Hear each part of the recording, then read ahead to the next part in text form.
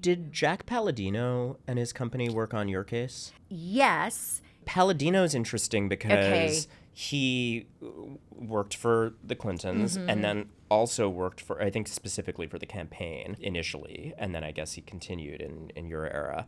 But he was the one who, was chasing after Jennifer Flowers and all of this stuff. Right. And was so associated with Clinton that Jane Mayer in The New Yorker at one point wrote about him in that period in the 90s as the president's dick. Wow.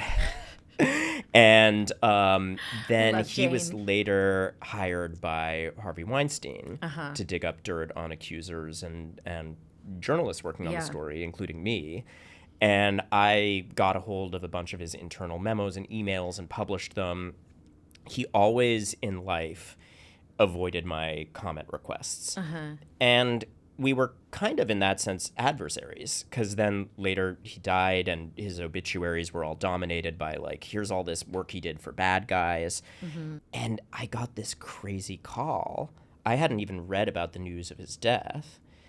And I got a call from a guy saying, hey, you don't know me, but I was Jack Palladino's lawyer. And before he was murdered, was the phrasing that was used on the tape of this voicemail, which I hadn't known about at the time. He asked that some of his files be shared with you. Oh my gosh. Because he did grudgingly respect you as an investigator, and he was working on a last case that he thought that you might be able to help with. And that in and of itself is a movie.